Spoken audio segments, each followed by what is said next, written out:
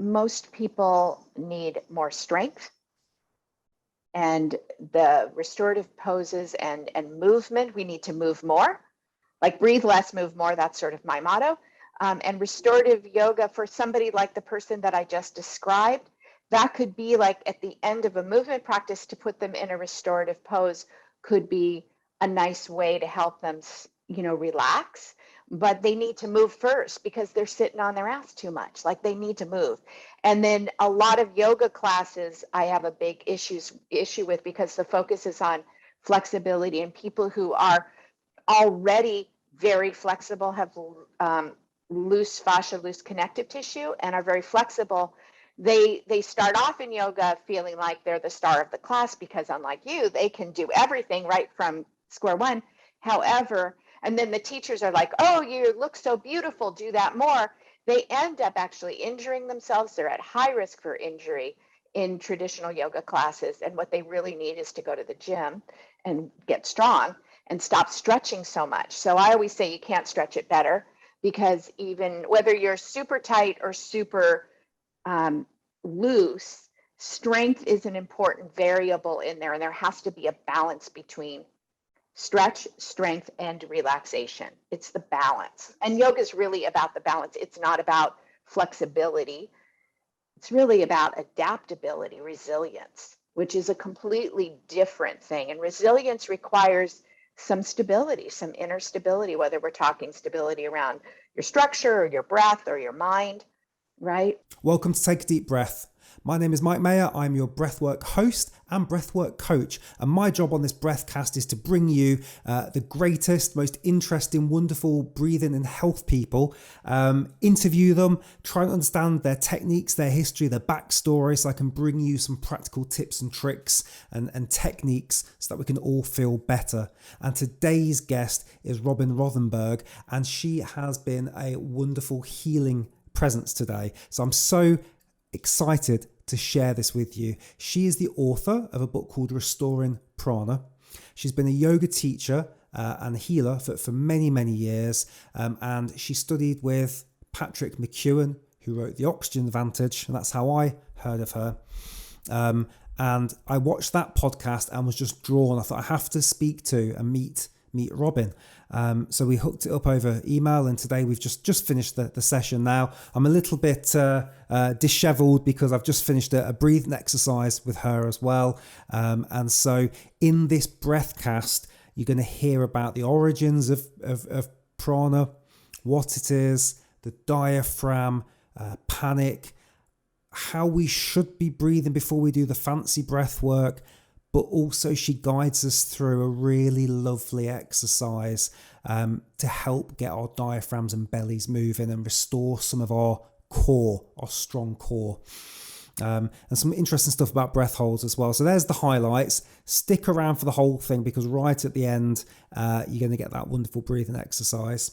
Robin's got a course out. She teaches many different things when it comes to breath work and yoga.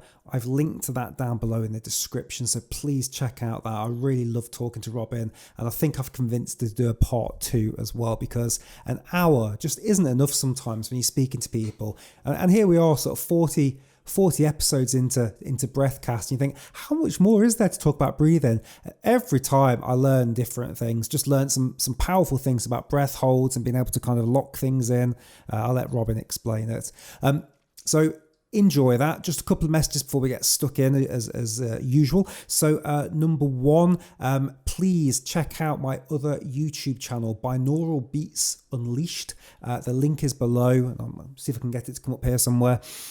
This is a completely free YouTube channel where I'm working with different musical artists to bring different music for different states. So what does that really mean? So if you want to do some study, there's some great music there to help you focus, kind of a 3-hour study track. If you want to relax, if you want to go to sleep, if you want to energize yourself, there's different kind of frequencies and tones and ways that the music's set up. I like it for what I call like non-guided breath work. So sometimes you want to sit there, lay down, hand on chest, hand on the belly, and just breathe however I want to breathe. And I'll stick on one of these tracks and it'll just get me into a nice, relaxed space. So Binaural Beats Unleashed if you could click on that link, that would be incredible. If you're not following us on Instagram, takeadeepbreath.co.uk. Come and join the tribe, the Breath Tribe, over on Instagram, and we'd welcome you over there as well. And just to give you an update, the course, the functional breathing course, it's nearly done. I'm really excited to share that with you. And we're going to be doing something around a week's worth of breathing challenges just to get us into that mode. So just working on all that in the background now, hoping to have that out before Christmas. So you'll join me hopefully on YouTube every day, and we'll be doing some different breath work Monday through to Saturday to get us in that space and get us thinking about all different wonderful things to do with breathing. So without further ado, I introduce you to Robin, author of Restoring Prana, and a wonderful person to do with breathing and yoga and health. So take it away. Cheers.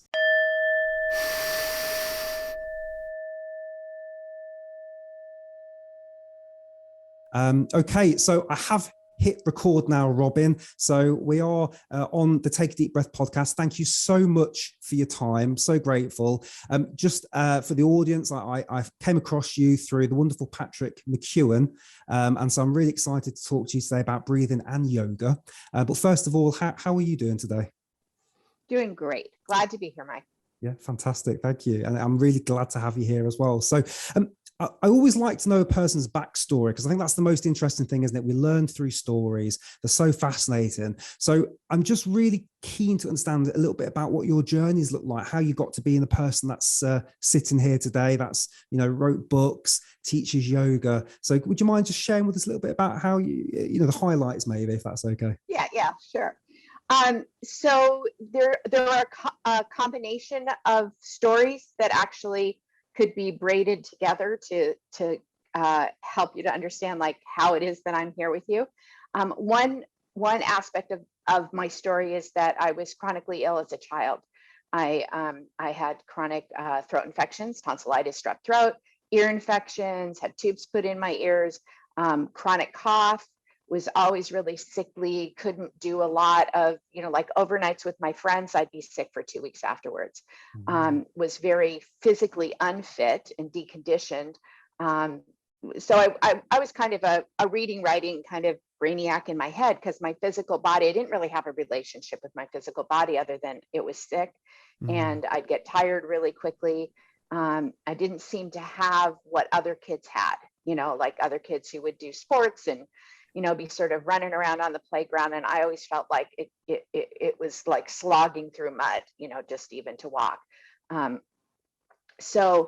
I didn't know anything different. So that's just how it was. And as I got older and became a young adult, again, the chronic cough and the chronic sort of myalgia, kind of achiness, pain in my body continued. I got married. I had 2 children. I ended up in premature labor with both of my daughters. And again, didn't think much of it at the time other than my body's weak. I can't even hold my babies. It was sort of like this, this kind of woe is me, my poor body phenomenon, but also a sense of helplessness around it. And then after my second daughter was born, I started yoga. And from the very first class, there was some kind of shift in me. Like I felt better. I didn't hurt so much. I didn't feel so much like I, was as tired as I usually am. And I noticed it would last for about 24 hours, which is interesting because in more recent times, there's actually been studies that show yoga's efficacy. It's like you take a pill and it's good for 24 hours. Like there's a dosing factor in that, and so it's about 24 hours. So if you want to feel good on Wednesday, you have to do your yoga practice on Tuesday and practice on Wednesday to feel good on Thursday, like that. So but I felt it from the inside, like, wow, I feel good for the next day, and then I start to kind of go back into the trend of fatigue and achiness. And so then I started doing yoga more often, right? So I went to classes 2 times a week and 3 times a week. And at some point I said, I get it. I just have to do this every day. This seems to make a big difference.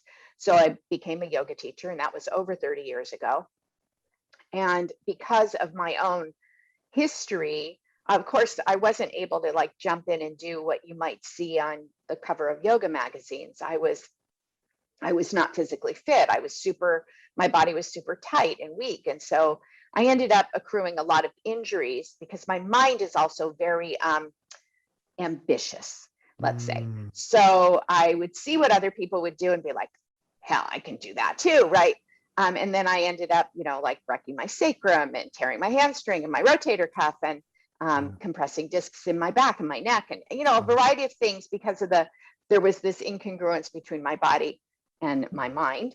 And so I was feeling better health-wise, but structurally, like I was really wreaking havoc on my body. So because of the combination of that, I gravitated towards therapeutic yoga and learning how the art of adaptation and how to adapt postures and adapt different kinds of movement practices to actually support healing, kind of like rehabilitation, as opposed to, push, push, push, and this more aggressive orientation. So in 2000, I became a yoga therapist, and a big part of my training was also around the breath and pranayama and meditative practices. And because of my history with breathing, I was always very interested in pranayama, although in the first 13 years, the style of yoga that I was studying was not very generous, let's say, in its orientation towards pranayama. It was pretty much physical, postures. It was what a lot of people think of as yoga, although yoga is much richer and deeper than that. And I'm happy to share more on that. But it is not just about asana or postures or sun salutations. That is an unfortunate dilution of this very deep system and study and practice of transformation of the mind, which is really what yoga is. So I was interested in more in terms of the breath. And so when I turned to the Vinaya or the lineage of Krishnamacharya, which is what I ended up studying with for my therapeutic work, I was very drawn to the breath-centric focus of that. And I found that there were a lot of benefits for me in working with the breath and putting more attention to the breath and syncing movement with the breath and thinking about the breath as a focal point as opposed to the alignment specifically as a focal point. Alignment is important, but actually fundamentally on a level in terms of our health and well-being mentally and physically, the breath is actually more important even than alignment. So kind of marrying those two orientations and with that focus on the breath. And so at that point, my body was feeling better. I was feeling stronger and more able. My health was good. Things were on a roll. And then a variety of things came up that put a lot of stress in my life. My mom was diagnosed with Alzheimer's, my husband with MS. I started my own therapist training program, which required me to teach 10 hours a day for 10 days straight. And my first granddaughter was born, and I was taking care of her, which involves a lot of cooing and talking and, like that, a lot of output of energy, mostly through this right here. And I started having some of the same, it felt like I was regressing. I started having some of the same symptoms. My chronic cough came back. I started feeling really tired all the time. And some of the achiness came back. And I'm like, what's going on? Why? I mean, I know there's stress and there's a lot of responsibility on my shoulders, but this feels like something I don't understand. So as it turned out, I got sick. I got upper respiratory infection, which I hadn't gotten one of those for many, many years. But again, it was a kind of replay of the old version of me, which, had this kind of chronic respiratory fragility. And after the virus ended, I just couldn't stop coughing. And I coughed for 3 months straight. I mean, I couldn't sleep. And I tried all my pranayamas, all the things I had learned in yoga school, and nothing was making it better. If anything, they were making it worse. And it was at that point that I found Patrick through one of my students who had asthma, and she had eradicated a lot of her symptoms doing buteyko breathing. And I remembered that, and I thought, because my doctor said, Robin, you have asthma. And she gave me an inhaler, and I was like, me? I have asthma? Like, no. And so I thought, okay, I got to call this student and find out more. So I started studying with her and doing some Buteyko, and the difference was like night and day. And my cough settled down probably 75% within the first week. I slept through the night, and I slept deeply. The achiness went away. My energy started coming back. My brain fog cleared, and I'm like, what the heck? Because this is the opposite of everything I learned in yoga school, like breathe, beak, and deep, right? And then with Buteyko, I was being taught to breathe less and less and do those breath holds, much longer breath holds than I had done. I had done some breath holds in yoga, but not consistently every day, multiple times a day, working with breath suspension. And I could feel the difference. I mean, and because I have a scientific mind, I was just fascinated. I was like, I just want to do this, an ambitious mind. So then I was like, I want to do this more. I want to figure this out. So I flew to Ireland and studied with Patrick, and my mind was just like, you know, a whirlwind, trying to put together all the chemistry and the physiology, none of which I had been exposed to. Even in my in-depth therapeutic yoga training, I had not been exposed to respiratory physiology and the alchemy between oxygen and CO2 and nitric oxide. None of those things were ever really brought up, other than oxygen is good, and really the message with CO2 is bad. So anyway, as I'm sitting there in Patrick's studio, I'm thinking, I have got to figure this out, and I have to bring this back to my yoga colleagues, because this is stuff we need to know. We're teaching people these intense breathing practices, and we don't even understand what functional breathing is. We don't even have a baseline for understanding basic respiratory physiology. How is this okay?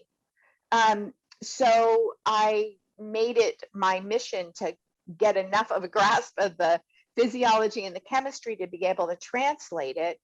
And in that process of studying that piece, I also went back to the original Vedic teachings, the original teachings on pranayama from the more ancient texts.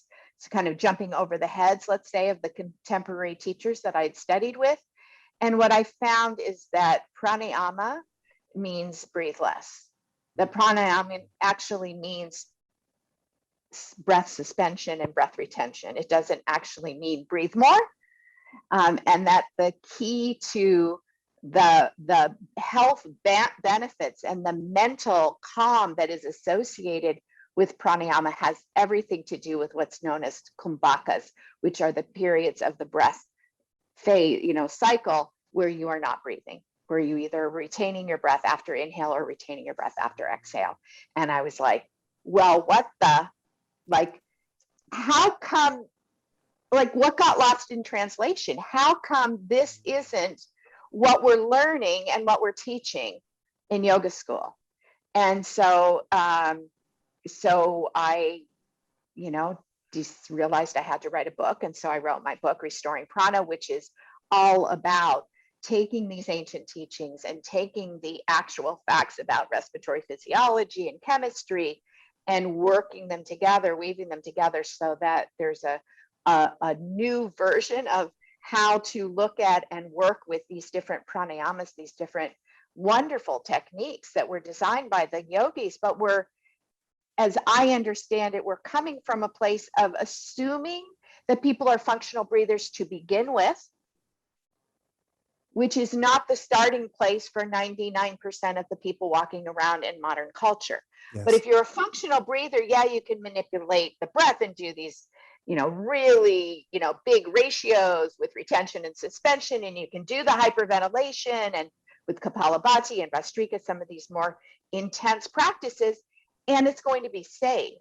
But if you take somebody who is stressed out, anxiety ridden, doesn't sleep, doesn't digest well, is drinking coffee, sugar all day long, living in an over-insulated, overheated house, and sitting at a computer all day and exercising very little, and this is not an exaggeration, a huge portion of the Western world lives just like that. Their breath is highly dysfunctional and dysregulated. And if they go to a yoga class and you tell them to breathe more, well, honey, you're taking them in the wrong direction. They're already breathing in excess of their metabolic production of CO2, and it's going to make them feel worse ultimately, not better. Yeah. Wow.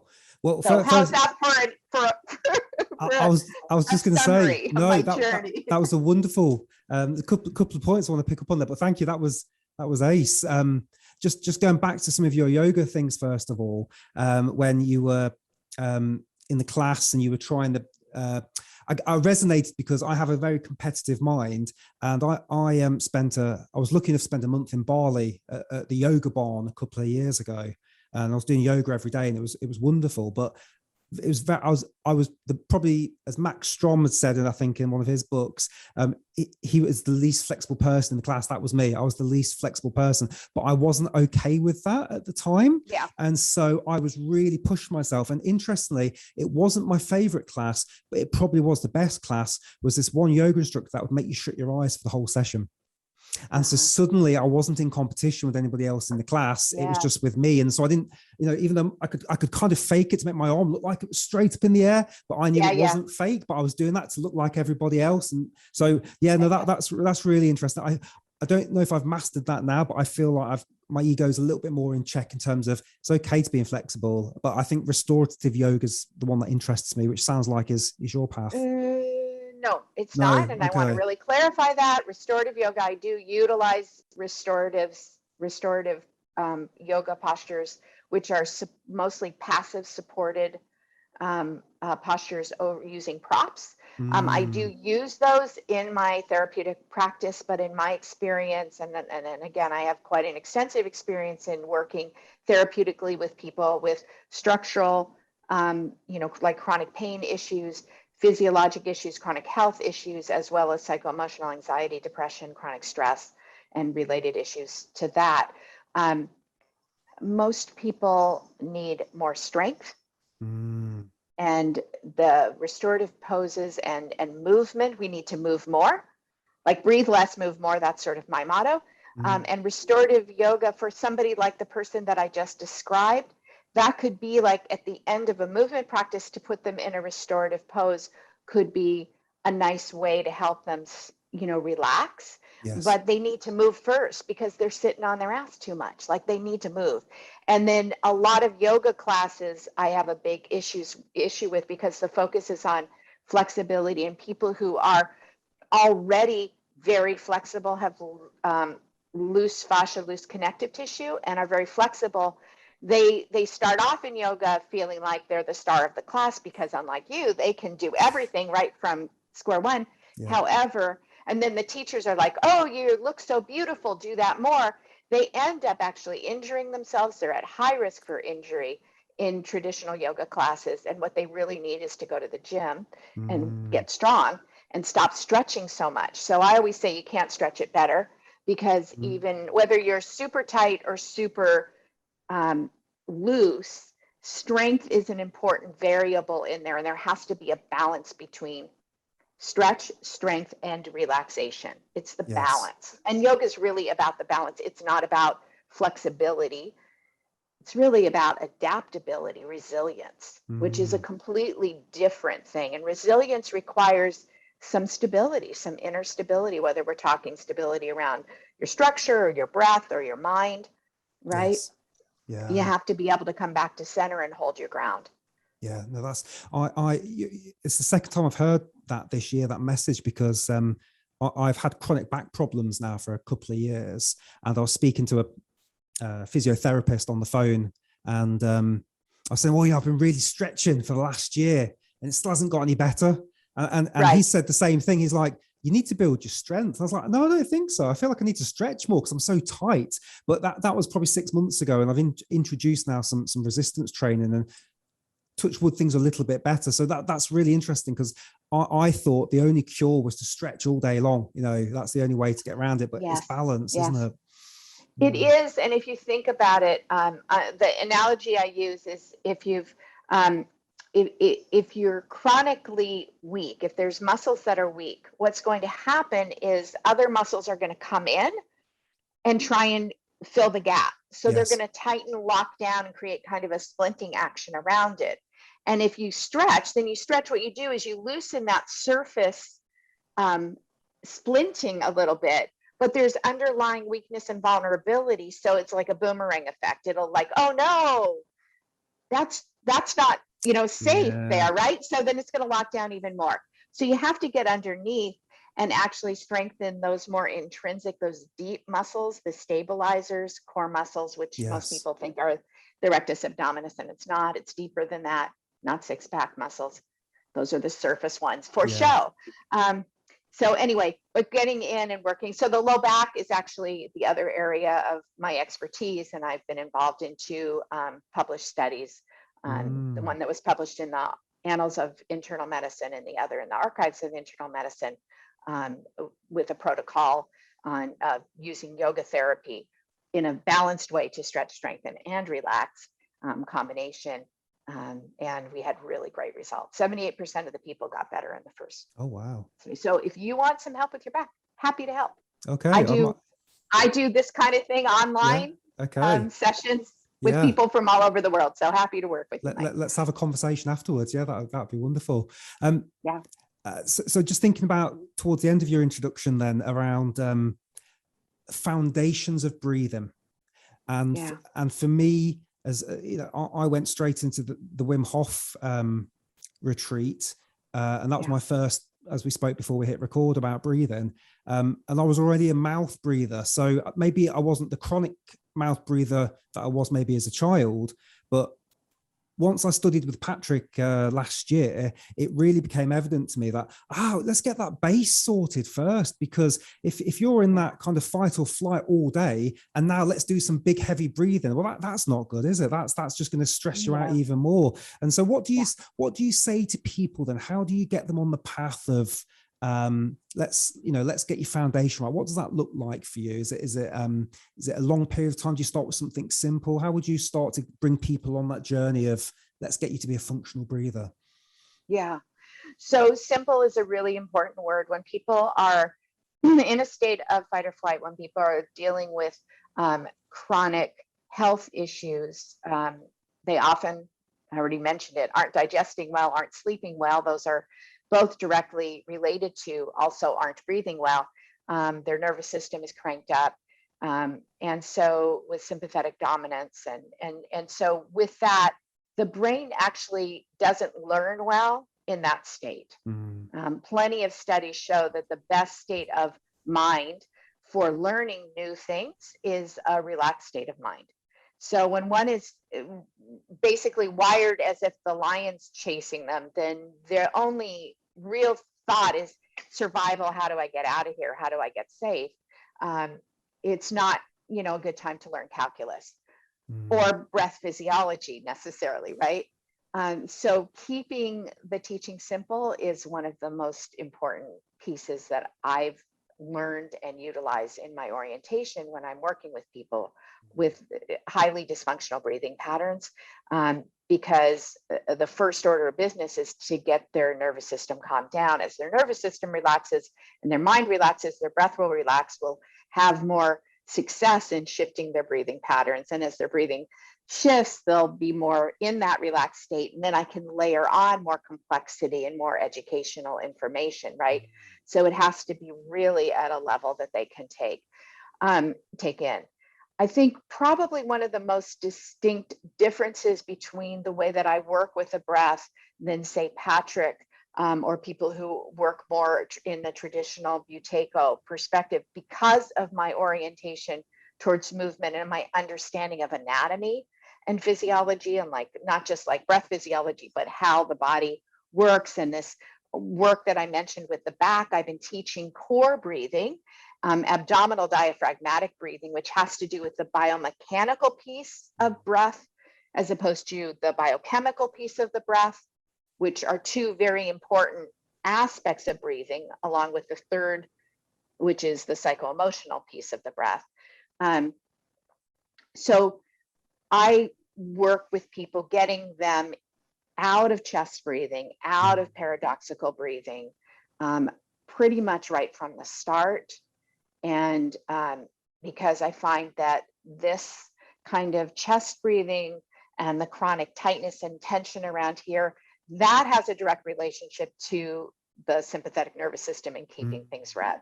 So while nose breathing across the board, like without a doubt, seal your lips, you know, and breathe through your nose as the nose was intended to be used as your breathing apparatus. Your ears for hearing, your eyes for seeing, all of that, right? Mouths are good for a variety of things, but breathing, it's not the best at. It's a backup system only.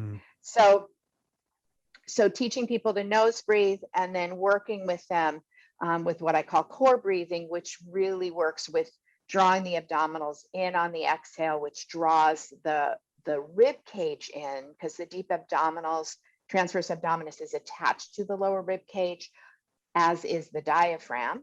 So when the ribs are pulled in, the diaphragm moves into its resting position, which doesn't happen often when people are chest breathers or paradoxical breathers, reverse breathers, and they're breathing in a stressed way. The diaphragm doesn't actually rest. And then as the abdominals relax with the inhale, the diaphragm moves the rib cage back out, which allows for a deep breath, but not necessarily necessary to have it be a big breath. But it automatically helps to move the lower rib cage, which is where the highest level of perfusion is, gas exchange and blood exchange in the lower lobes of the lungs. So the abdominal diaphragmatic breathing laterally out and in really encourages good gas exchange, which helps with everything else that we've talked about in terms of bringing people into function on the biochemical level. It also helps to massage the vagus nerve, which runs right through the diaphragm, and the vagus nerve is directly related to the parasympathetic nervous system. And so it has this calming effect on the nervous system, which has a calming effect on the mind. So I really come at it from the biomechanical, biochemical kind of overlap, because I find that the two together help to ease stress and tension and give people more of a sense of grounding and calm. It slows the breath down naturally. And then I can start to work from there on, okay, put your finger under your nose and just feel how much breath is brushing across your finger, and cut it back. Just draw it back like 10%, right? And then just another 10%. But they keep coming back to this abdominal movement, which is very calming and soothing. And so that's how I tend to orient people. And I'm happy to take you and your listeners through that core breathing process, breathing to what I call subtle breathing, which is like reduced breathing and buteyko. So I kind of do this progression that helps people when they're more grounded in their body to also not feel so panicky with the idea of breathing less. Because I find if people are really chest breathers and then you have them try to breathe less, it can often spiral into anxiety and create more stress. Yeah, I found that and still do to a degree, especially with strong breath holds. The panic for me is quite sudden. So I can do a lovely humming breath, and I can get that exhale really nice and long. But the minute that I'm not breathing, the panic's there quite quickly. So I don't know if you've got any advice for that, because I do the regular breath holds, small breath holds, medium breath holds. I'll be doing exercises while I'm doing, sort of breath holds. But I always find, I don't know if there's a problem as a child when I was swimming. I'm not sure if I've hidden that memory away, but just the idea of not breathing, the panic is always just waiting to get me at that point. So I don't know if you have any tips there. I have a couple, and I'm going to actually tie this back to your back pain and our conversation a little while ago about that, because if you were a mouth breather as a child, as you said, you're likely also were a chronic chest breather and possibly still are. And that could mean, because there's, again, this is one of the discussions that I got into in the book, because I found it really fascinating to look at the relationship between functional breathing and functional movement. And they found that people who are functional breathers also have good core strength and don't have back pain. And people who are dysfunctional breathers often have weak cores, because they're using their accessory muscles as opposed to their abdominal muscles. So again, I'm sort of a master of efficiency. I love that they dovetail, And by teaching people to engage their core properly, they're also supporting good functional breathing. So I actually find that it's not that uncommon that people who have more of a tendency to go into the panic and feel that tightness and tension with the reduced breath often are also not engaging their core well. And so working with that. And the yogis, I want to just flip it back to the wisdom of the ancient yogis. I'm not talking about anybody who's alive today, right? Like yoga is 5,000 years old. And it's lasted because there's, you know, there's something there. There's a lot of rich wisdom there. When the yogis did extended breath holds, they always did it with what's called a banda. And the bandas are locks or seals. And what the seals specifically that they used, where they would contract and pull in and hold their pelvic floor muscles, their transverse abdominis, after the exhale, which would also draw their rib cage in, hold their diaphragm up in its resting position. When it's at rest, the phrenic nerve is not going to be calling for breath. So it would hold that. And they would also do a chin lock here, which would also work with the baroreceptors and be able to enable them to create a shunt-like action with the spleen so that they could keep the heart well bathed with oxygen without it going to the peripheral parts of the body. So it keeps it real central. And they could do extended breath holds of, 3-4, minutes. I mean, there's all kinds of, Houdini-like anecdotal stories about the yogis, but they did it because they were actually engaging their core to a very, very intense degree.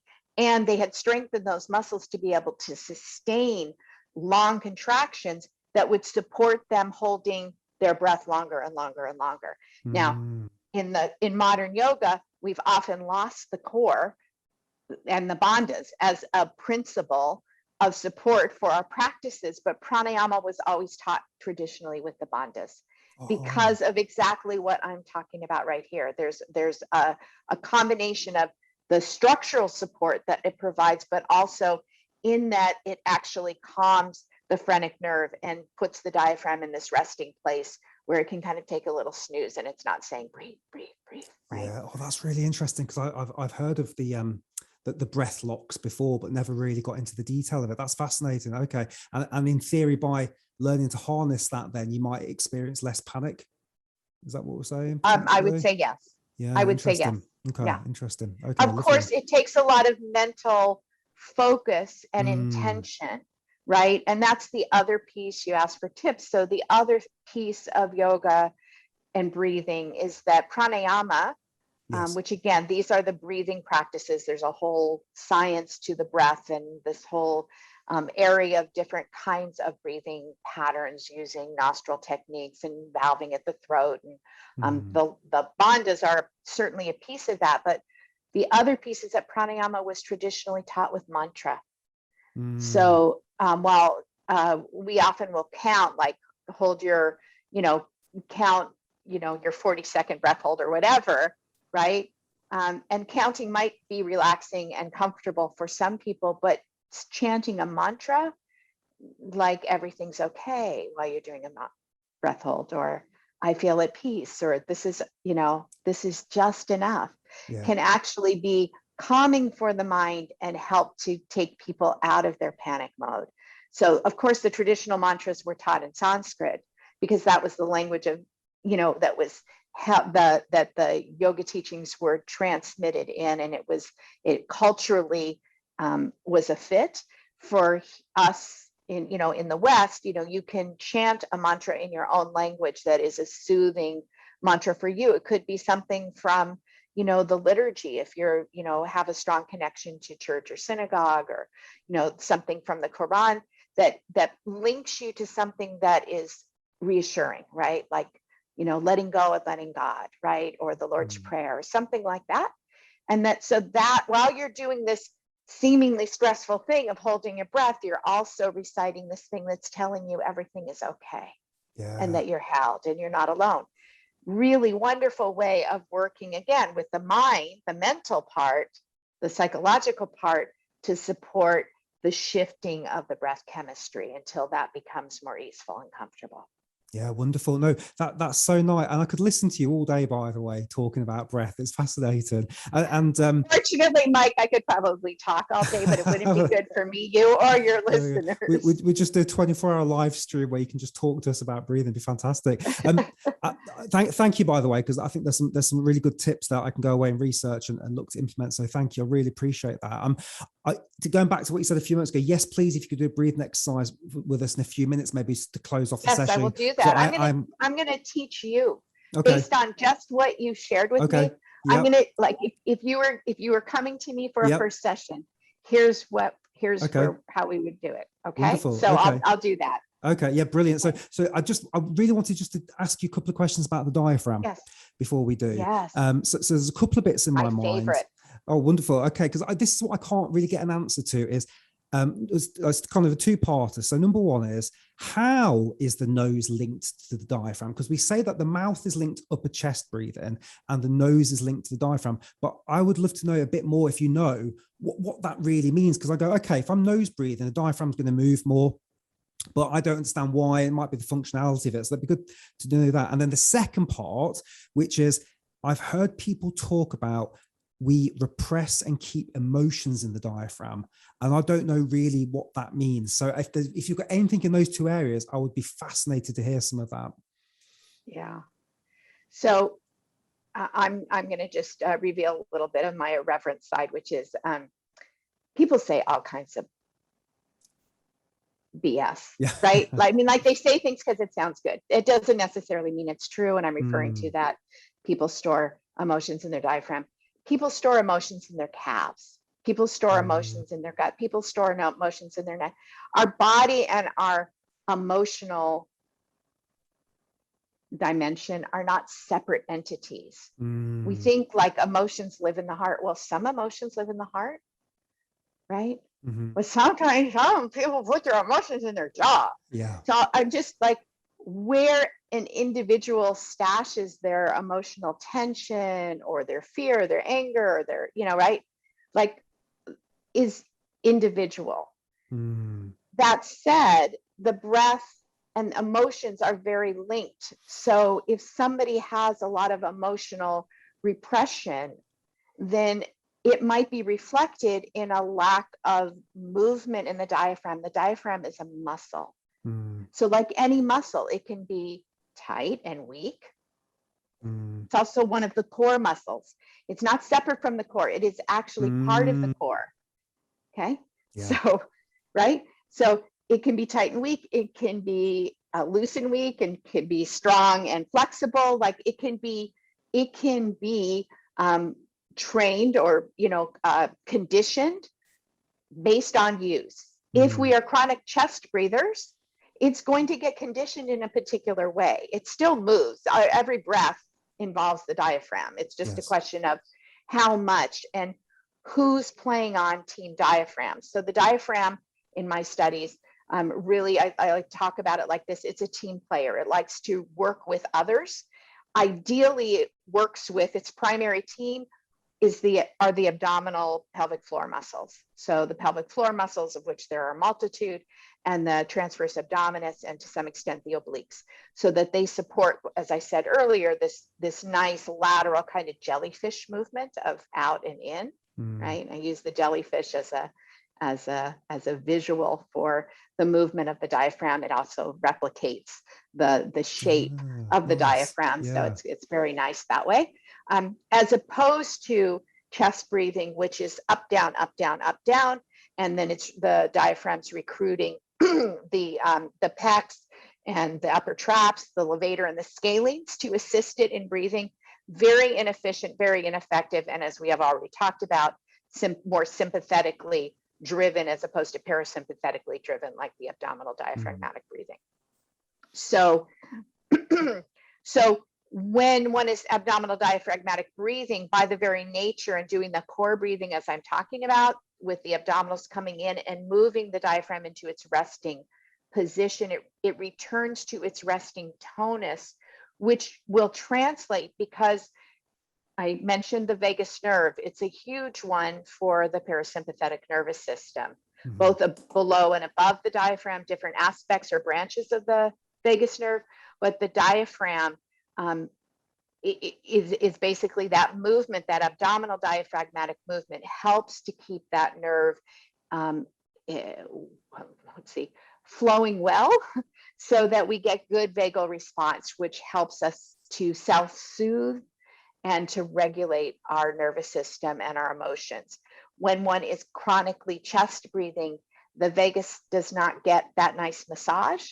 And so that also can translate into more sympathetic reactivity. So when somebody says emotions are stuck in the diaphragm, right? I think what they're saying is the diaphragm's stuck. Right. I think if you want to break that down, what is that really pointing to factually is that the diaphragm is kind of stuck somewhere between its full range, right? It doesn't go into full range. It's like a muscle that doesn't have full extension or full contraction. It's weak and tight. It's kind of locked in this shortened position, and it doesn't have full range, which means it's not resilient. So the diaphragm can also get like that. And in that, the emotions, of course, are maintaining that dysfunction in the diaphragm. And the diaphragm is also keeping one a little more emotionally frail or fragile or more easily triggered. And so there's that, wag the tail phenomenon. Quickly, in terms of the question about nose breathing and the diaphragm, more positive resistance with the breath increases diaphragmatic action.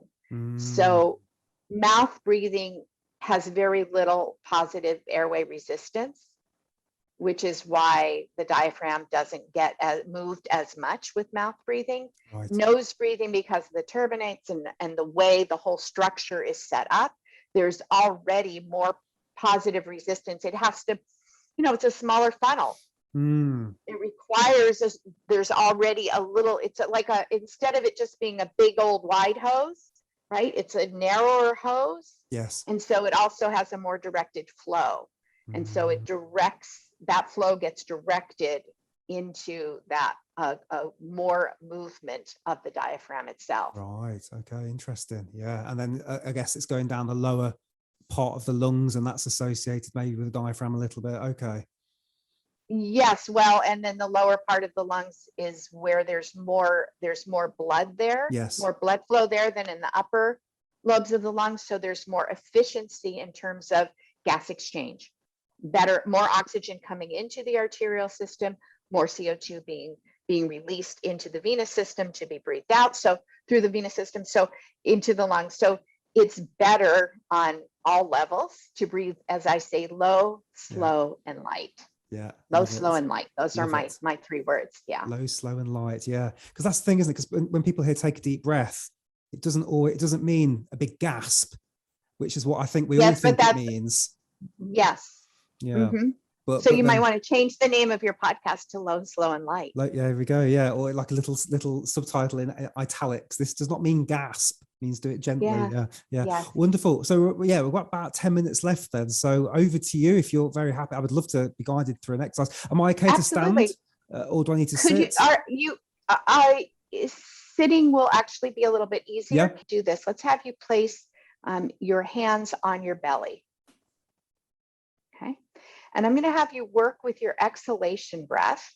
And I'm going to have you, as you exhale, I'm going to have you say shh, as if you were like telling somebody to be quiet because the baby's sleeping, right? Okay. All right.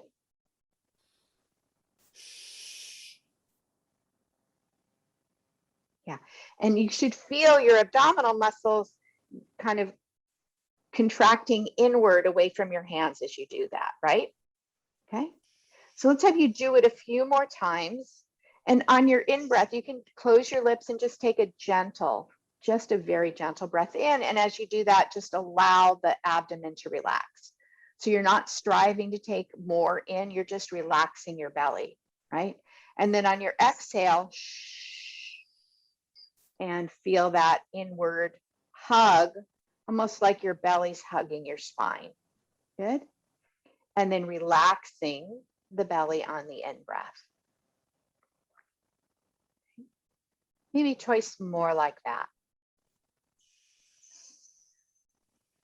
And now that you have the felt sense of the abdominals drawing inward and upward, right? It's kind of like from the pubic bone to the navel to the solar plexus. There's this inward lateral hug happening, and then a relaxation from the top down on the in breath. Then see if you can continue to work with the abdominal muscles that way, bottom to top on the exhale, relaxing top to bottom on the inhale without opening the mouth. So just nose breathing now, right?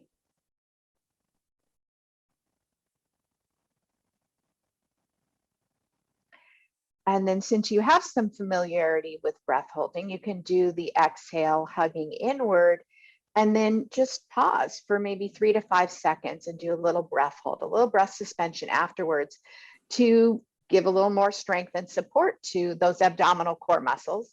So that's your transverse abdominis that's moving in as you exhale and out as you inhale. And we want to get it stronger.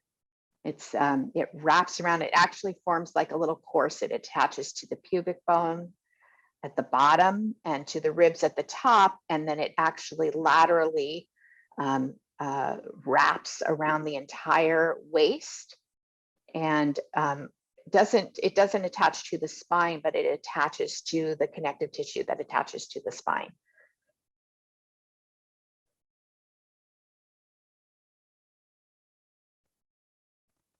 So if at any point you start to feel like you've lost that connection to the abdominals on the exhale, and you want to go back and do the shh, it's a nice, I call it training wheels. It just helps to get the synchronicity between the exhalation and the abdominals activated that way.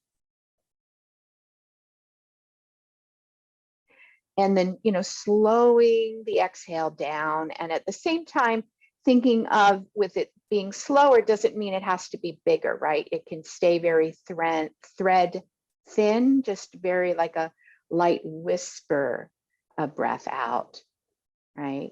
And then a gentle, relaxed intake of breath. So it's almost with this core breathing as if the active part of the breath becomes the exhale and the inhale becomes passive. So really, you don't have to even put any effort into getting breath in, just simply let go of the abdominals, and can you feel that the breath just happens? So that's your diaphragm. The diaphragm's really smart. If you take the diaphragm into its resting position, and the resting phase for the diaphragm is exhale, and if you take it into its restful position by engaging the abdominals this way and drawing the lower ribs in, when you let go of that contraction, the diaphragm knows exactly how to breathe you. You can trust it. It will simply move down. That's its active phase, and press the lower ribs out, creating the vacuum for the lungs to fill. Right.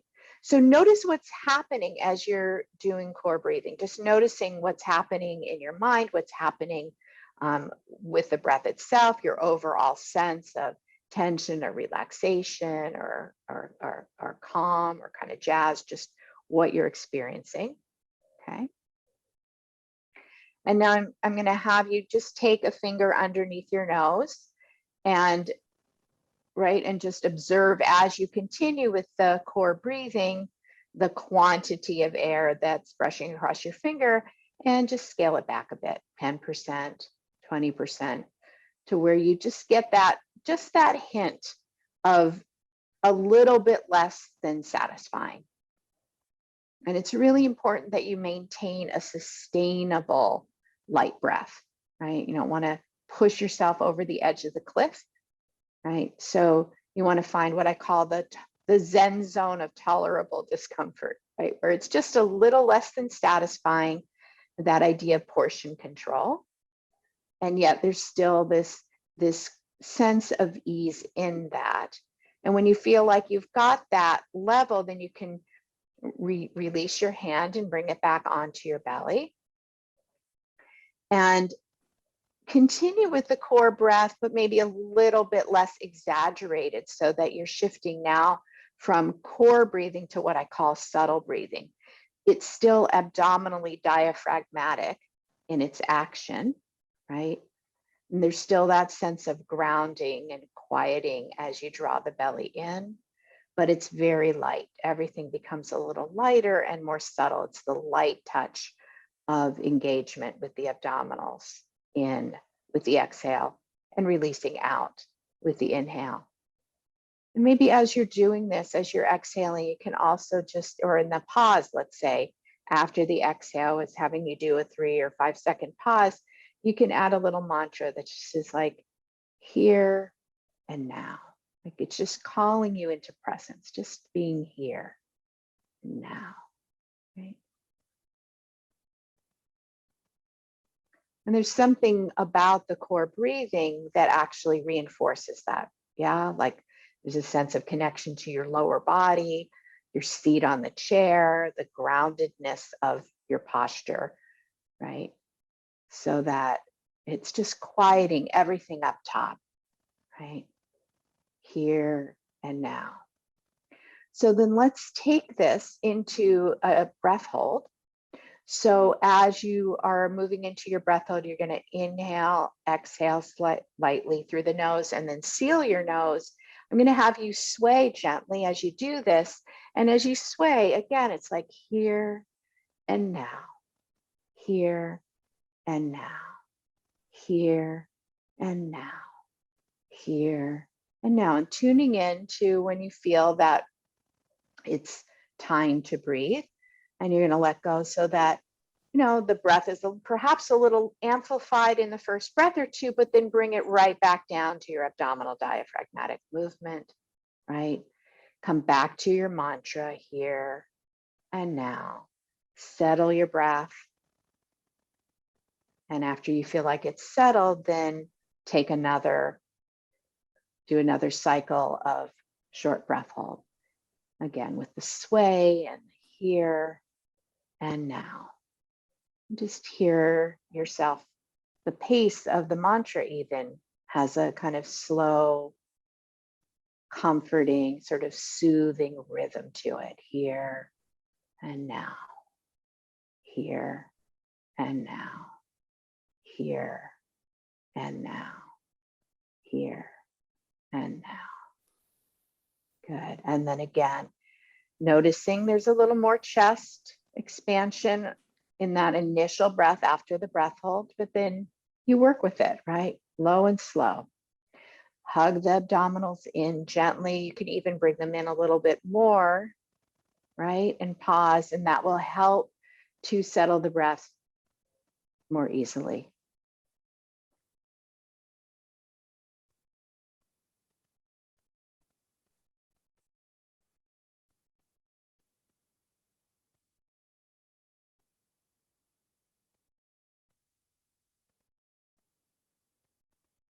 Good. And then relax your hands and just keep your eyes closed for a moment. Let your breath just return to a natural breath. And notice then if you are able to sustain that connection to the abdominal diaphragmatic rhythm, right? Like I said, recruiting the abdominals in a gentle fashion, right? To be the primary players on Team Diaphragm and maintain the passivity of the chest and the neck and the jaw.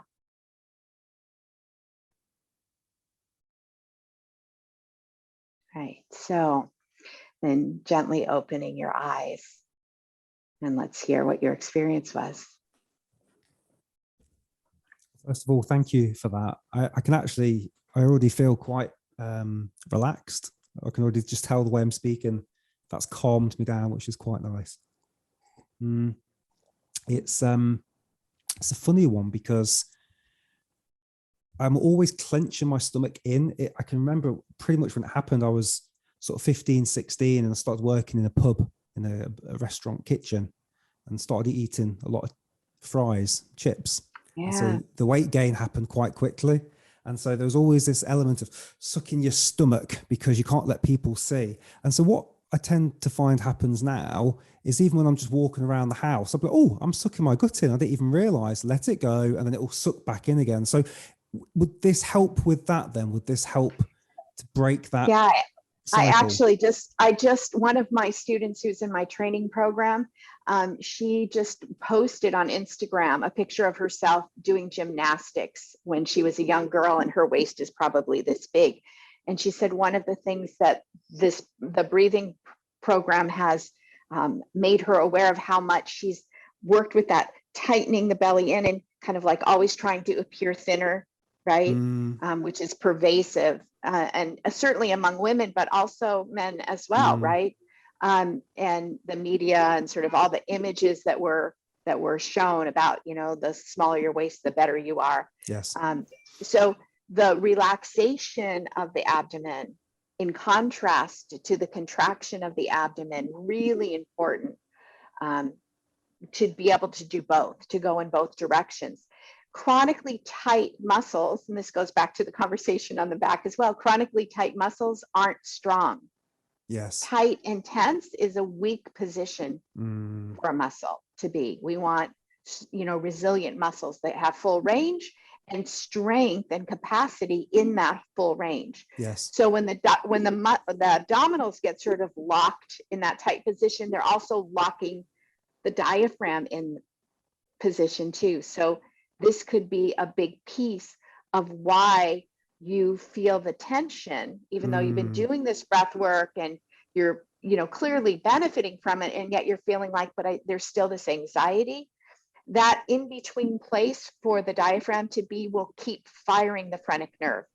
Phrenic nerve never gets to relax. It's never off. It's kind of like it's in this hypertonic state of, at any moment, like breathe, breathe, breathe. It's going to be calling. It's kind of like, yes, it's revved up like a little gerbil on a wheel. So this going into the full contraction, where the full relaxation of the diaphragm, and then letting it go and letting it have its full width and breadth, right? With the inhalation, it retrains it, and it also helps to calm and relax that phrenic nerve. Interesting. No, that was, again, a gift that I will be playing with and utilizing. I can obviously play that back, and everybody watching can do that as well. So Robin, thank you. I'm conscious of your time because I did commit to letting you go 5 minutes ago, and we're still here, but thank you so much. I'm keen to direct people to you and your course that you've got going on at the moment. So would you mind just sharing a little bit about that? The link will be below, but if you could just talk a little. Essential Yoga Therapy. I do work with people from all over the world via Zoom, doing breathing as well as yoga therapy for all different kinds of conditions. So if you're interested, you can contact me through my website, essentialyogatherapy.com. If there's any yoga teachers or yoga therapists listening, my course, Restore Your Prana, is a year-long online course. And again, I have students from all over the world. We've got another cohort starting in October, mid-October. So if you're interested, contact me, and you can look up on my website. There's lots of information about the Restore Your Prana program. We have 2 cohorts going now, so a group of people that are just finishing up, and they're really thrilled with what they know and can now actually teach, and the confidence they feel with talking about pranayama, breath physiology, and being able to titrate and adapt practices for individuals, working with them on all those levels, including working with chronic anxiety and sleep issues. Wonderful. As happens. So the link is down below, everybody. Please go and have a look. I really enjoyed that one-to-one session. So I from what I've seen, I loved it. So please go and have a look. And Robin, I'm going to have to try and convince you to come back for a part 2 maybe at some point, because I feel like we could talk all day. Thank you. So I'll let you go. Everybody, thank you for watching, and we'll see you on the next Breathcast. Cheers. Thank you, Robin, so much. Thank you, Mike.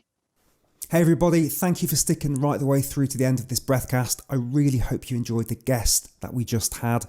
If you haven't done so already, please like, subscribe and hit that bell notification, because we've got so many more top experts and wonderful human beings coming onto this show, and I don't want you to miss any of those great conversations. So please do that, and that would be really, really appreciated.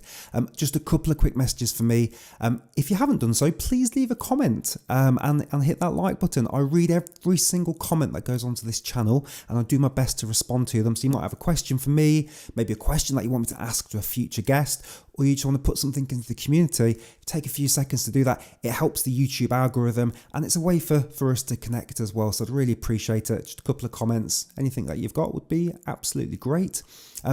I do have a second YouTube channel called Binaural Beats Unleashed, and if you haven't done so and you wanted to subscribe over there, it's completely free. I'm working with a number of artists at the moment to bring different binaural beats. It's essentially different frequencies that are able to help us get into different states. So for example, I use binaural beats to study when I'm building my breathwork courses, and I just go onto YouTube, type in binaural beats for study, pop in the headphones, and it just helps me get into state for the next few hours where I'm focusing, no distractions, there's no rap music going on. I can just crack on and get stuck into something and not be distracted. But you can also use binaural beats for meditation, mindfulness, yoga. People use them to help them get to sleep. They want to use them to kind of get them into a different state. Freeform breath work is another great thing. You can put on an hour's binaural beats track. You just lay down. Just bring some awareness to your breath, see how you're breathing. Maybe you want to alter it in some way, maybe do some stretching, so some wonderful things there. So help me grow that community. Please pop on over, hit that subscribe button. I'd really, really appreciate it, and we'll grow another way for us to connect. I'm on Instagram, takeadeepbreath.co.uk. If you could hit that follow button on there, that would be ace. There's loads of content that we're putting on there. Try and cut clips up and just have another way for you to digest some wonderful information about breathwork, breathing exercises, and information from our top experts. Sometimes we don't have an hour to watch a whole breath cast, so I'll do my best to maybe get a 3 or 4 minute clip together just to give some information. Go, oh, that I forgot that, or I didn't know that particular thing about breathing. So yeah, takeadeepbreath.co.uk on Instagram. And finally, I've taken some of the top breathing exercises from this channel, and I've converted them into MP3s and just put them in a little MP3 store, and the link is below. For $4 or $5, you can own one of these breathing exercises forever, ad free. If you're going somewhere, you're not gonna have Wi-Fi, you want to turn your phone onto airplane mode, that's yours. You keep that. There's no ads, and $4 or $5 just comes my way to support the channel and the breathcast. So hopefully it's a bit of a win-win. You get an exercise for life, and we get a couple of dollars to help us keep going. So that's it. So thank you so much. We will see you on the next breathcast or breathing exercise. If you're here for a breathcast and now you're thinking, what should I do next? Maybe it's worth trying one of our breathing exercises. I'm going to link to a couple of them now, so you can try those breathing exercises, or maybe you want to check out another breathcast like this one. So there we go. Thank you so much. Take care. Cheers.